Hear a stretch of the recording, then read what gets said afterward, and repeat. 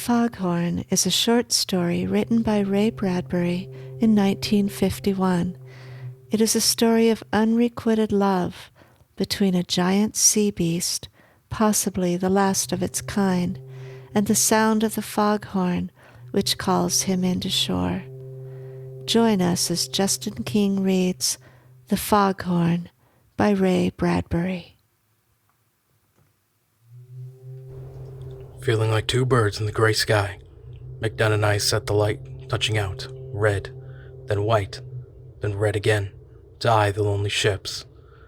And if they did not see our light, then there was always our voice, the great deep cry of our foghorn, shuddering through the rags of mist, to startle the gulls away like decks of scattered cards, and make the waves turn high in foam. "Aye, it's a lonely life, but you're used to it now, aren't you?" asked McDunn. "Yes," I said. "You're a good talker, thank the Lord." "Well, it's your turn on land tomorrow," he said, smiling. "To dance the ladies and drink gin." "What do you think, McDunn, when I leave you out here alone?" "On the mysteries of the sea." McDunn lit his pipe. It was 7:15 of a cold November evening, the heat on, the light switching his tail in 200 directions, the foghorn bumbling in the high throat of the tower. There wasn't a town for 100 miles down the coast, just a road, which came lonely through the dead country to the sea, with few ears on it, a stretch of 2 miles of cold water out to our rock, and rare few ships. "Aye, the mysteries of the sea," said McDunn thoughtfully. "You know, the ocean's the biggest damn snowflake ever. It rolls and swells 1,000 shapes and colours, no two alike. Strange. One night, years ago, I was here alone.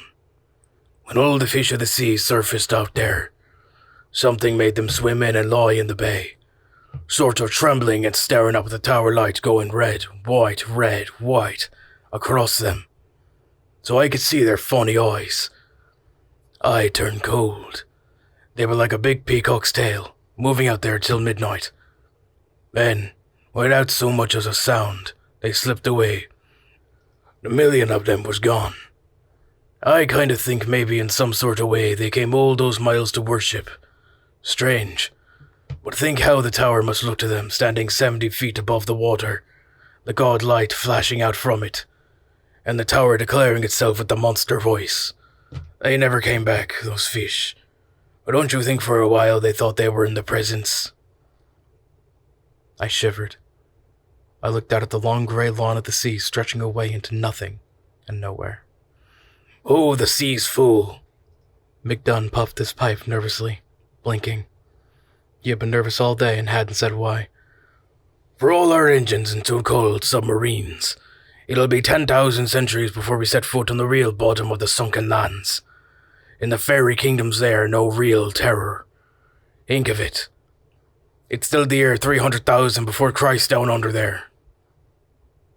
While we paraded around with trumpets, lopping off each other's countries and heads, they've been living beneath the sea 12 miles deep and cold in a time as old as the beard on the comet. Yes, it's an old world. Come on, I've got something special I've been saving up to tell you."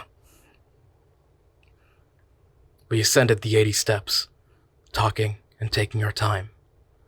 At the top, McDunn switched off the room light so there'd be no reflection in the plate glass.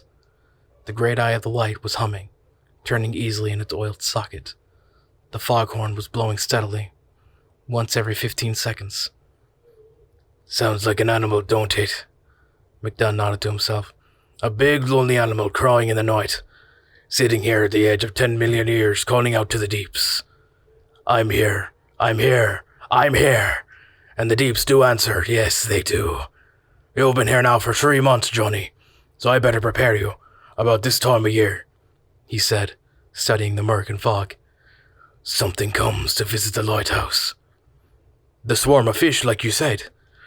"No, this is something else. I put off telling you because you might think I'm daft, but tonight's the latest I can put it off. For if my calendar's marked right from last year, tonight's the night it comes. I won't go into detail. You'll have to see it for yourself. Just sit down there. If you want, tomorrow you can pack your duffel and take the motorboat into land."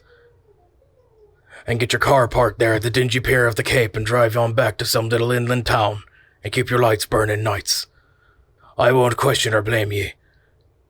It's happened 3 years now, and this is the only time anyone's been here with me to verify it. You'll wait and watch.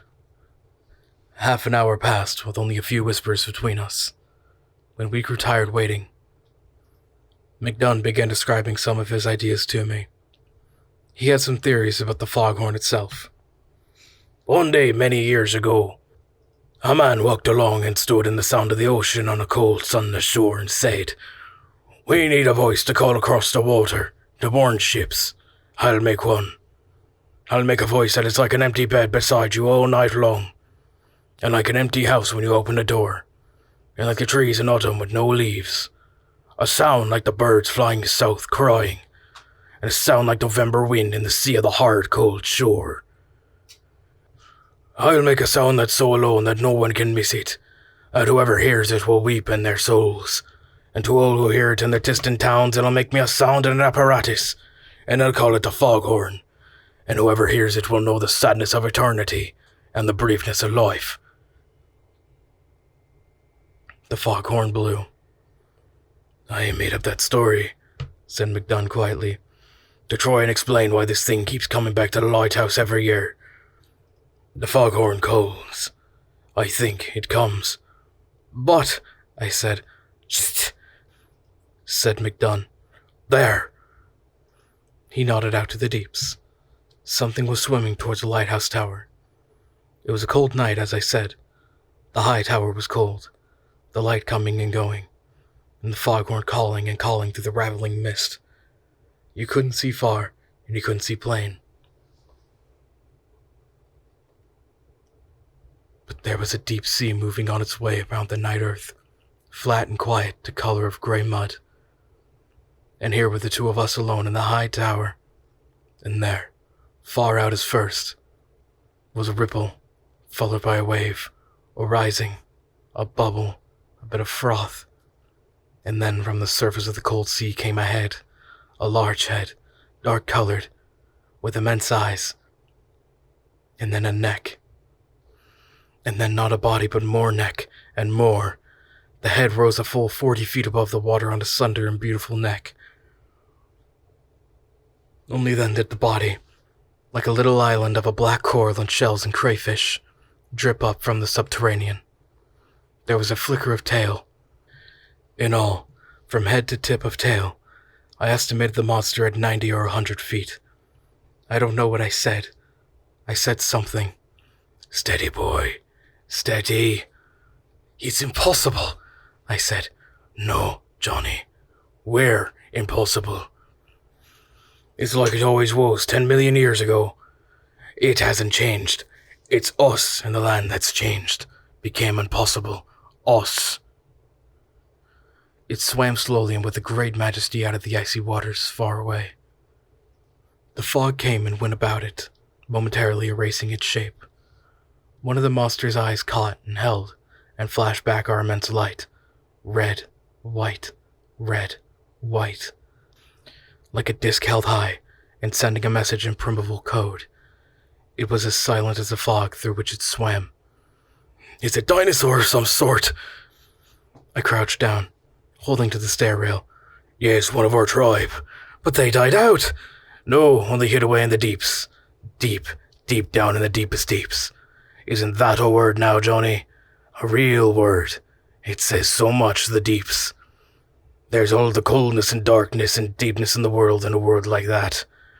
What do we do? We got our job, we can't leave. Besides, we're safer here than any boat trying to get to land. That thing's as big as a destroyer and almost as swift. But here, why does it come here?" The next moment, I had my answer. The foghorn blew, and the monster answered. A cry came across a million years of water and mist. A cry so anguished and alone it shuddered in my head and my body. The monster cried out at the tower. The foghorn blew. The monster roared again. The foghorn blew.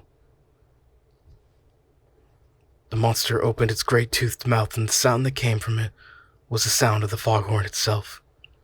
lonely and vast and far away.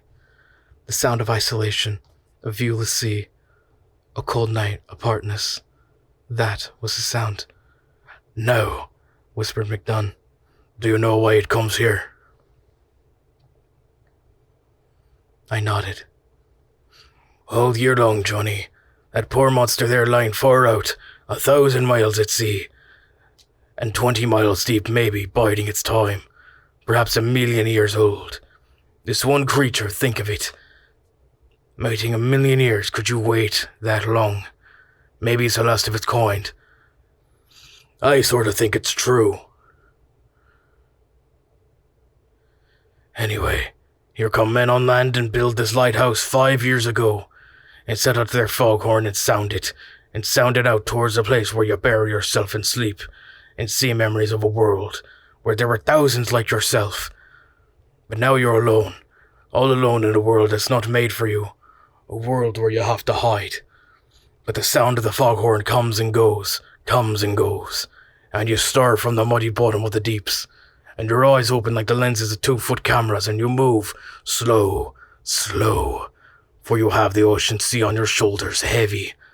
But that foghorn comes through 1,000 miles of water, faint and familiar, and the furnace in your belly stokes up, and you begin to rise, slow.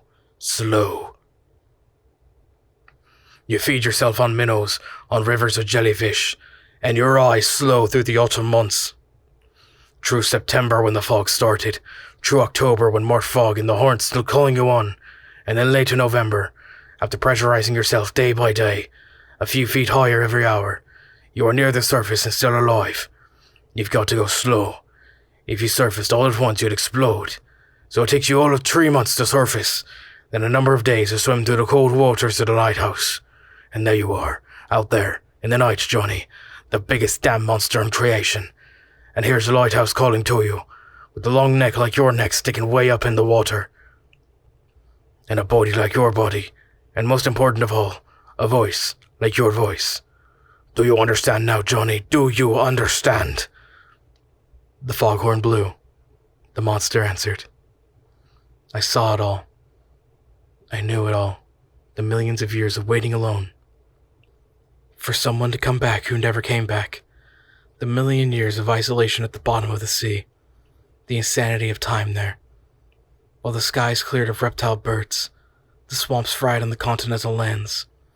The sloths and saber-tooths had their day and sank in tar pits, and men ran like white ants upon the hills. The foghorn blew. "Last year," said McDunn, "that creature swam round and round, all night. Not coming too near, puzzled I'd say, afraid, maybe, and a bit angry coming all this way. But the next day, unexpectedly, the fog lifted. The sun came out fresh, the sky was as blue as a painting, and the monster swam off away from the heat and the silence, and it didn't come back. I suppose it's been brooding on it for a year now, thinking it over from every which way."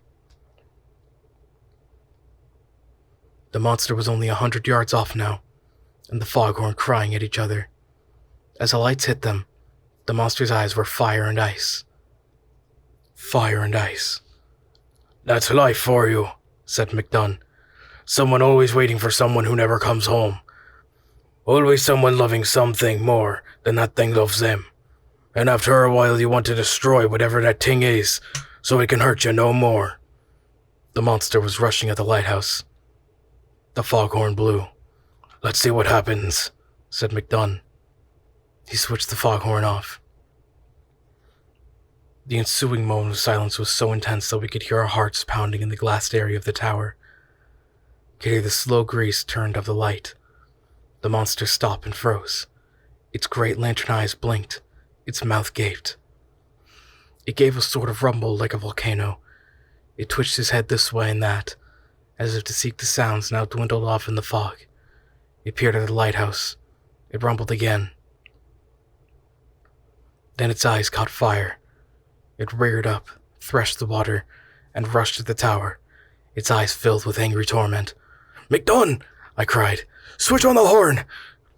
McDunn fumbled with the switch, but even as he switched it on, the monster was rearing up. I had a glimpse of its gigantic paws, fish skin glittering in webs between the finger-like projections, clawing at the tower. The huge eye on the right side of its anguished head glittered before me like a cauldron, into which I might drop, screaming. The tower shook. The foghorn cried. The monster cried. It seized the tower and gnashed at the glass, which shattered in upon us. McDunn seized my arm. "Downstairs!" The tower rocked, trembled, and started to give. The foghorn and the monster roared. We stumbled and half fell down the stairs. "Quick!" We reached the bottom as the tower buckled down towards us. We ducked onto the stairs in the small stone cellar. There were 1,000 concussions as the rocks rained down. The foghorn stopped abruptly. The monster crashed upon the tower. The tower fell. We knelt together, McDunn and I holding tight, while our world exploded. Then it was over, and there was nothing but darkness in the wash of the sea on the raw stones. That, and the other sound. "Listen," said McDunn quietly. "Listen." We waited a moment, and then I began to hear it. First a great vacuum sucking up air, and then the lament, the bewilderment, the loneliness of the great monster folded over upon us, above us, so that the sickening reek of its body filled the air. A stone's thickness away from our cellar, the monster gasped and cried. The tower was gone. The light was gone. The thing that had called it across a million years was gone, and the monster was opening its mouth and sending out great sounds, the sounds of a foghorn, again and again, and ships far at sea, not finding the light, not seeing anything, but passing and hearing late that night must have thought, "There it is, the lovely sound, the lonesome bay horn. All's well. We've rounded the cape," and so it went for the rest of that night. The sun was hot and yellow the next afternoon, when the rescuers came to dig us from our stoned under cellar.